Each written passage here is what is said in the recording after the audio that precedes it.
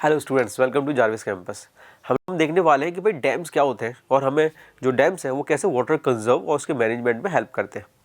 तो dam basically एक structure है और एक बैरियर है इन द फ्लो कट। तो डैम बेसिकली एक स्ट्रक्चर है या यूँ कहो एक बैरियर है in the flow of river water और रेन वाटर हार्वेस्टिंग कट और रेन वाटर। यानी हम क्या करते हैं, एक स्ट्रक्चर बना देते हैं जो कि वाटर कट जो कि रिवर के वाटर को ऑब्स्ट्रक्ट करता है और उसको एक रिजर्वायर में या लेक के फॉर्म में कन्वर्ट करता है और फिर इस पानी को हम अलग अलग पर्पज़ के लिए यूज़ करते हैं।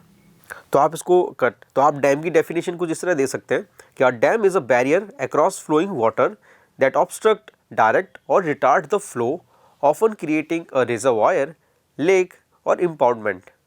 ज़्यादातर हर डैम के बीच में एक गेट जैसे आपने देखे होंगे जहाँ से पानी का फ्लो निकाला जाता है, या तो कुछ पर्टिकुलर टाइम के बाद निकाला जाता है या कंटिन्यूसली पूरे थ्रू आउट द ईयर निकाला जाता है थोड़ा थोड़ा करके।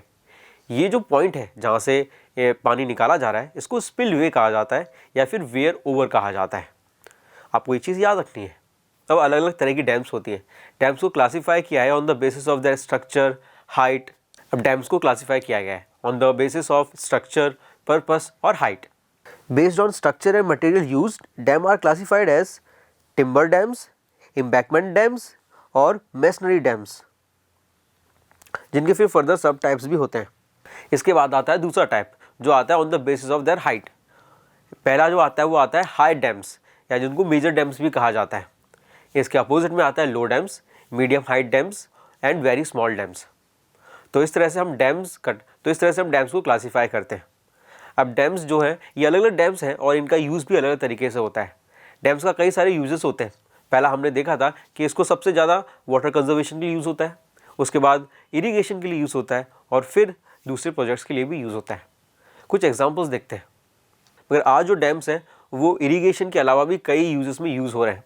जैसे कि एक तो इरीगेशन हो गया, स्टार्टिंग था, उसके बाद फिर आ जाता है इंडस्ट्रियल यूज़, फिर आ जाता है डोमेस्टिक यूजेस, फिर आ जाता है फिश ब्रीडिंग, फिर इनलैंड नेविगेशन, फ्लड कंट्रोल।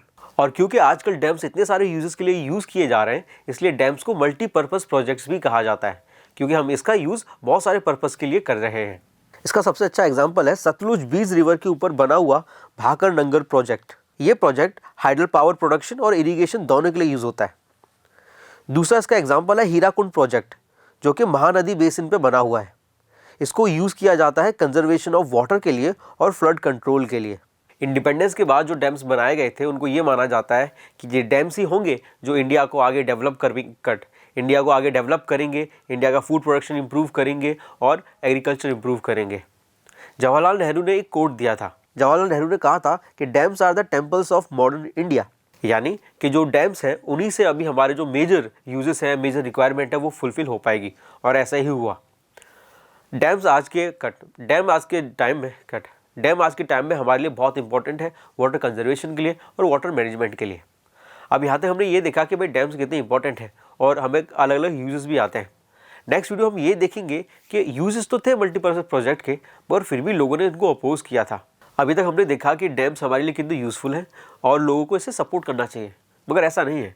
कई सारे डैम्स ऐसे भी थे जिसको लोगों ने अपोज किया था। अब ऐसा क्यों हुआ कि क्यों उन प्रोजेक्ट्स को, मल्टीपर्पज़ प्रोजेक्ट्स को जिनके इतने सारे अच्छे यूजेस हैं, उन्हें अपोज किया गया? हम देखेंगे हमारे नेक्स्ट वीडियो में। Thank you.